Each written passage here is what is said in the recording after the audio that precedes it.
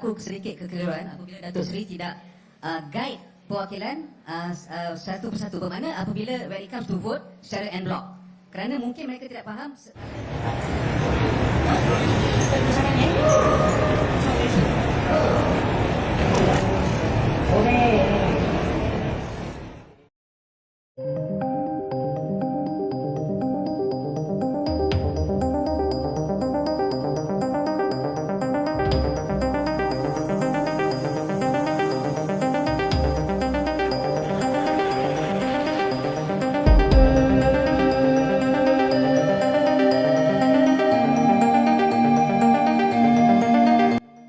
Saran tak masuk akal AFC, rekomendasikan Malaysia agar diikutkan ke Russian Cup 2026. Dunia sepak bola memang tidak pernah kehabisan cerita. Terkadang sebuah pertandingan yang belum dimainkan saja sudah mampu menciptakan drama yang begitu panjang. Belum ada pemain yang memasuki lapangan, belum ada wasit yang meniup peluit pertama. Bahkan daftar resmi negara peserta pun belum sepenuhnya diumumkan. Namun panasnya perang komentar sudah lebih dahulu memenuhi berbagai media sosial. Dan kali ini pusat perhatian datang dari sebuah turnamen yang sebelumnya sudah sempat kita bahas, yaitu Russian Cup 2026. Sebuah turnamen mini yang direncanakan menjadi ajang pertemuan beberapa negara dari berbagai belahan dunia. Meskipun bukan kompetisi sebesar Piala Dunia atau Euro, turnamen ini tetap menarik perhatian karena membawa konsep yang berbeda. Rusia sebagai negara penyelenggara mencoba menciptakan sebuah ajang yang dapat mempertemukan sekitar 10 negara dalam kurun waktu kurang lebih 3 minggu. Tujuannya tentu bukan sekedar membuat pertandingan persahabatan biasa, tetapi memberikan kesempatan kepada negara-negara peserta untuk merasakan atmosfer pertandingan internasional dengan lawan yang memiliki karakter permainan berbeda. Dan yang membuat Russian Cup semakin menjadi pembicaraan adalah kabar bahwa FIFA memberikan lampu hijau terhadap penyelenggaraan turnamen tersebut. Artinya, negara peserta selain Rusia masih berpeluang memperoleh tambahan poin ranking FIFA dari pertandingan yang mereka jalani. Ini menjadi keuntungan yang cukup besar, terutama bagi negara yang sedang berusaha memperbaiki posisi mereka di ranking dunia. Namun, terdapat sebuah ironi yang cukup menarik. Di saat negara-negara tamu memiliki peluang mendapatkan tambahan poin, Rusia sebagai tuan rumah justru tidak memperoleh keuntungan tersebut karena status mereka yang masih mengalami pembatasan dalam berbagai kompetisi internasional resmi. Walaupun demikian, jangan pernah berpikir bahwa Rusia kehilangan seluruh kualitas sepak bola mereka. Negara tersebut tetap memiliki sejarah yang panjang, memiliki infrastruktur olahraga yang baik, kompetisi domestik yang tetap berjalan, serta pemain-pemain yang terbiasa dengan tekanan pertandingan level tinggi.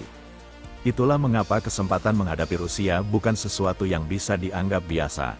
Bagi negara yang sedang berkembang, bertemu lawan seperti Rusia dapat menjadi alat pengukur yang sangat bagus.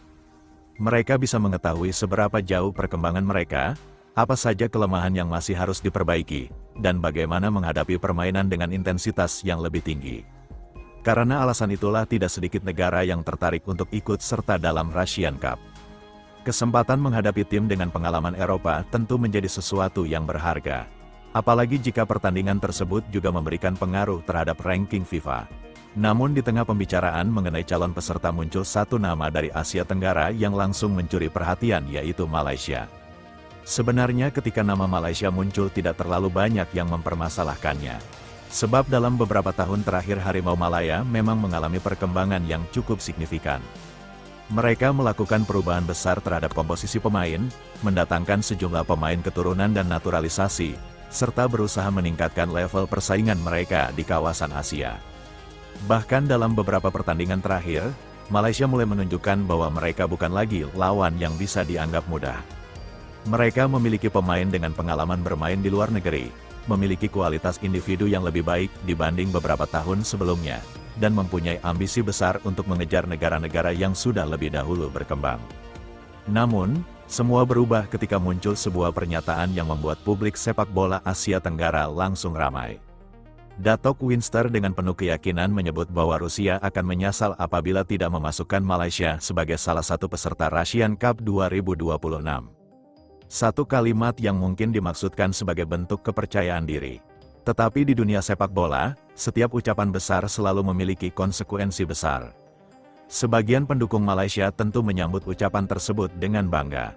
Mereka merasa sudah waktunya negara mereka mendapatkan pengakuan yang lebih luas. Mereka melihat perkembangan Harimau Malaya dalam beberapa tahun terakhir sebagai bukti bahwa Malaysia pantas mendapatkan kesempatan melawan tim-tim yang memiliki level lebih tinggi. Dan jika dilihat dari sisi ambisi, tidak ada yang salah dengan rasa percaya diri tersebut.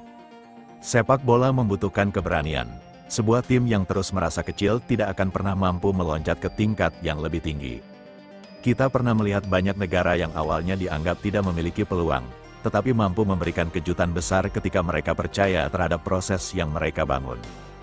Sepak bola bukan hanya soal sejarah panjang atau nama besar. Kadang semangat, disiplin taktik, dan kerja keras mampu mempersempit perbedaan kualitas.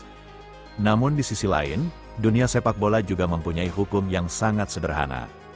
Rasa percaya diri harus selalu berjalan bersama pembuktian. Tidak ada trofi yang diberikan kepada negara yang paling berani berbicara. Tidak ada kemenangan yang diberikan karena sebuah komentar menjadi viral. Semua penghargaan hanya datang dari satu tempat, yaitu hasil pertandingan di atas lapangan. Dan mungkin inilah alasan mengapa pernyataan tersebut akhirnya mengundang banyak reaksi dari berbagai pihak. Ketika sebuah negara mengatakan bahwa negara lain akan menyesal apabila tidak mengundangnya, maka publik tentu akan bertanya apakah kemampuan yang dimiliki saat ini sudah benar-benar berada di level tersebut. Pertanyaan itu semakin panas ketika muncul respons dari pihak Rusia yang dianggap sebagai sebuah balasan telak. Sebuah sindiran mengenai pemain naturalisasi Malaysia pun menjadi perbincangan besar di dunia maya. Kalimat tersebut langsung menyulut perdebatan. Sebagian pihak menganggap Rusia terlalu meremehkan perkembangan sepak bola Malaysia. Namun sebagian lainnya menilai bahwa komentar tersebut muncul karena merasa pernyataan sebelumnya terlalu berlebihan. Disinilah drama sepak bola mulai masuk ke babak yang lebih menarik. Karena ini bukan lagi hanya soal undangan menuju sebuah turnamen mini di Rusia. Ini sudah berubah menjadi persoalan gengsi, harga diri, dan pembuktian antara sebuah negara yang sedang berusaha naik level dengan negara yang memiliki sejarah yang panjang dalam dunia sepak bola. Dan kalau kita berbicara lebih dalam, sebenarnya cerita ini menggambarkan kondisi sepak bola Asia Tenggara saat ini yang sedang mengalami perubahan besar. Dulu negara-negara ASEAN seringkali hanya dianggap sebagai penggembira ketika berhadapan dengan negara besar Asia. Target mereka hanya bertahan, memberikan perlawanan, dan berharap bisa mencuri hasil yang mengejutkan. Namun zaman mulai berubah. Negara-negara ASEAN saat ini sudah tidak lagi puas hanya menjadi penonton ketika negara-negara besar tampil di panggung utama. Mereka mulai berani bermimpi lebih besar, mulai berani menantang lawan yang secara sejarah berada jauh di atas mereka dan mulai melakukan berbagai cara untuk mempercepat perkembangan sepak bola nasional mereka. Kita bisa melihat perubahan tersebut dari berbagai negara di kawasan ASEAN. Ada yang memperbaiki kompetisi domestiknya, ada yang fokus terhadap pembinaan pemain muda, ada juga yang mencari pemain keturunan di luar negeri.